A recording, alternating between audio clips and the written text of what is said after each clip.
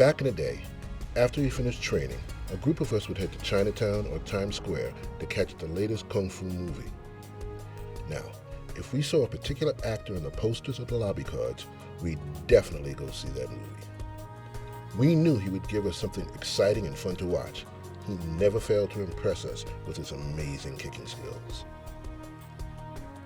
Because of these skills, he was nicknamed Rubber Legs, Thunder Kick, Leg Master, and so on. His kicking skills were really unsurpassed and the best we'd ever seen at that time. We wondered how he'd fare against Bruce Lee. We'd watch his films and then try to emulate what he did on screen back at the dojang or at home. Unfortunately, we often twisted or sprained some important body part trying to duplicate it. Then he made a home movie or home video. We bought and we studied that relentlessly. I'm talking about high-impact kicking and the incomparable Grandmaster Hwang Jang Lee. Very charismatic, he was incredibly talented. Grandmaster Hwang Jang Lee was a Korean Taekwondo Tang Soo Do master working in the Hong Kong film industry, and he made a huge impact on it. He was definitely one of the genre's all-time great villains. He worked in a lot of those low-budget, low-quality kung fu films in the late 70s and early 80s. You know, the ones that they had notorious dubbing, when the actor's voice didn't quite come close to the voice actor's mouth, and it was just kind of became a joke. But anyway, they also had cornball dialogue, sometimes boring fights, or highly stylized gymnastic fight choreography by the other actors. Grandmaster Lee never disappointed us.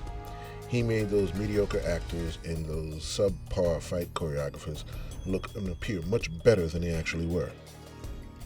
Remember, he was usually a villain, and his skills far surpassed everyone else. You would often wonder what would happen when he met the hero. He created a dramatic tension because of his skills. Well, he was capable of making the hero appear to be the superior or luckier fighter.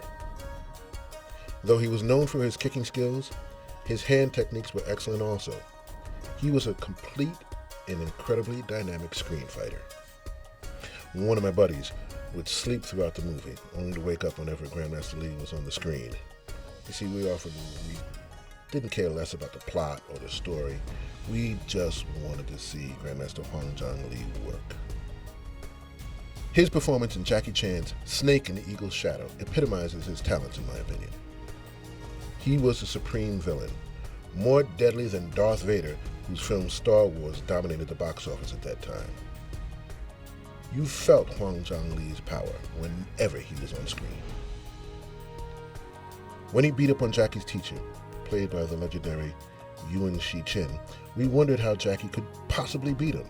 After all, Grandmaster Hwang Jang Lee easily handled his teacher. But when that final fight scene came, we lost our minds. It did not disappoint.